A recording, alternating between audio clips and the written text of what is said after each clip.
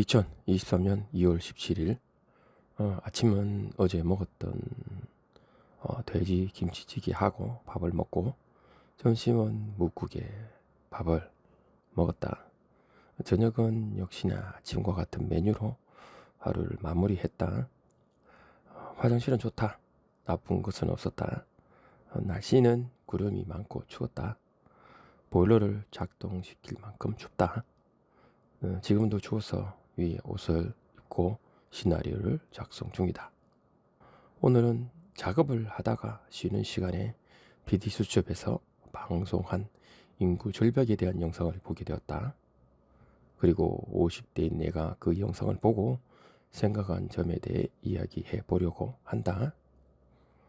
먼저 나의 생각에 대해 이야기하기 전 PD수첩에 이 영상을 제작하고 방송해 준 것에 대해 감사 인사를 드리고 싶다. 내 영상 말고 PD수첩 인구 절벽 일부라는 영상 말이다. 먼저 인구 절벽의 원인은 이미 제작된 영상의 초반부에 나와 있다. 그런데 굳이 여러 방법을 통해 왜 인구 절벽이 발생한지에 대해 돌려서 이야기할 필요가 있는지 모르겠다. 첫 번째 영상은 종과 집의 두 아들이 장가를 가지 못하는 것에 대한 이야기였다. 그들의 아버지와 어머니는 예전의 사고방식을 가지고 계시는 것 같다. 나와의 나이 차이가 15살 밖에는 나지 않지만 현재 대한민국의 청년들의 연애와 결혼에 대한 방식에 대해 잘 알고 있지 않으신 것 같았다. 연신 라떼를 말씀하시면서 결혼을 하지 못하는 아들들을 전혀 이해하지 못하고 계셨다. 결혼을 하여 자손을 낳고 가문을 이어받아야 한다고 연신 말씀을 하신다. 그렇다고 그 두 아들은 결혼에 대한 생각이 없는 것은 아니다.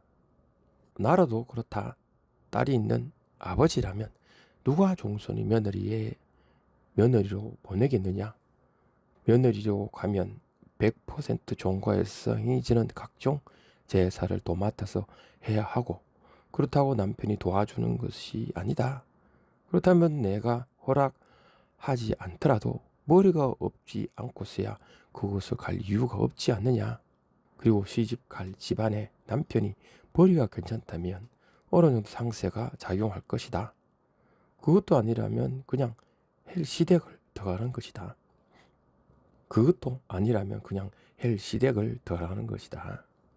그나마 둘째가 괜찮은 생각을 가지고 있는 것 같다.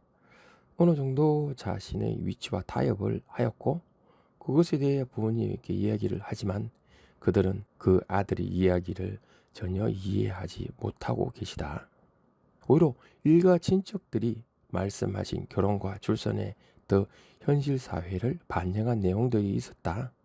그들은 아들 내외에게 아이를 낳으면 돈을 주겠다고 하며 손주들을 보기 위해 적게는 1,000만 원에서 많게는 3,000만 원까지 주었다고 한다. 그런데 1억을 주어도 자신의 삶과는 바꿀 수가 없기 때문에 출산을 안 하겠다는 분도 계셨다. 이처럼 사회가 해주지 못하는 것을 금융치료를 통해 집안에서 해주어야 하니, 참 어떻게 보면 현 정부 정책들이 쓸데없이 예산을 낭비하고 있다는 생각에 마음이 답답할 뿐이다. 다음은 지방고등학교를 졸업한 학생들 중에 직장을 서울과 지방으로 구분하여 결혼 여부에 대해 조사를 한 내용이었다. 지방에서 직장생활을 하는 사람일수록 서울에서 직장생활을 하는 사람에 비해 결혼을 많이 한다고 조사 결과가 나왔고, 서울에 직장을 두고 정착을 했지만 상대적으로 혼자 살기는 너무 힘들고 결혼에 대해 생각해 보지만 그런 이야기를 꺼낼 용기가 없다고 한다. 그들이 결혼을 해서 삶이 좋아진다면 하겠지만은 미래가 암담하니 할 수 없는 것이고 사회가 이런 결과를 만들었다고 본다. 이러다 보니 서울의 출산율은 전국적으로 0.63으로 20대의 청년들은 서울에 올라와서 가장 저렴하고 싼 방들이 있는 노량진과 신림으로 청년기를 시작한다. 이들이 이곳을 탈출할 수 있는 방법은 대기업이나 공기업 아니면 공공부문의 교사의 일자리를 들어가야 하며 그렇게 되지 않으면 주거 환경이 열악한 곳에서 살게 되며 그런 곳에서는 연애, 결혼, 출산까지 생각하는 것 자체가 무리라고 본다. 이러다 보니 남성보다 여성이 결혼에 대한 부정적인 생각을 가지며 최근에는 결혼을 하되 아이는 낳지 않겠다는 딩크족까지 늘어나고 있다. 이러한 여성들은 서울에 와서 치열한 경쟁에서 살다 보니 결혼에 대한 꿈은 점점 멀어져 가고 경제적인 여건과 결혼 후 육아에 대한 문제로 인해 결혼을 기피하는 현상이 발생한다. 대한민국 40년 전만 하더라도 산하 제한 캠페인 영상을 할 정도로 출산율이 높았다. 심지어 하나씩만 낳아도 3천리는 초만원이라는 표까지 등장을 했겠느냐. 그러나 현재는 결혼, 출산, 육아에 대한 정부 출산 지원 대책을 마련하였지만 당장 나 자신이 위기인데 국가를 위해 희생을 하라고 하면 누가 그 말을 들을 것이며 하나도 위로가 되지 않는다. 과연 그렇다면 저출산의 문제는 출산의 문제일까? 출산에만 초점을 맞춰서 정책을 하면 당연히 풀 수 없을 것이다. 이것은 출산에 대한 문제라기보다 이 30대가 미래를 계획할 수 없는 그러한 미래가 불안하다는 상황 때문에 발생을 하는 것이고 그런 열악한 환경의 가장 중심에는 일거리 문제가 있다는 것이다. 일거리 문제로 인한 의식주에 타격을 입어서 결혼을 포기하거나 아주 늦게 하는 일이 발생을 한다. 이는 생존을 위한 선택인 것이다. 위 내용까지는 방송을 보고 정리해 보았다. 나는 이렇게 생각한다. 이런 인구 절벽의 문제가 일거리 문제 때문에 그럴까? 그런데 이 방송의 초반에 이미 답이 나와 있다. 결혼을 하지 못하는 이유, 결혼을 해도 아이를 안 낳으려는 이유, 그 이유가 바로 돈이다. 방송에는 부유한 사람에 대한 말은 나오지 않는다. 그나마 방송 초반에 양계장을 아버지에게 물려받은 남성분에 대한 이야기가 나오는데 수입이 어느 정도인지는 모르겠지만 그 내가 벌어도 자식을 교육하는 데 부족하다고 말을 했다.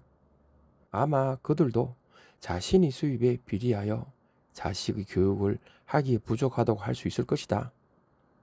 추가로 배우 한가인은 자신의 아이에게 많은 돈을 들여서 교육을 한다고 하였다. 그런데 그 돈이 일반인이 생각할 수 있는 돈의 금액이 아니다. 또다시 내가 물어보자.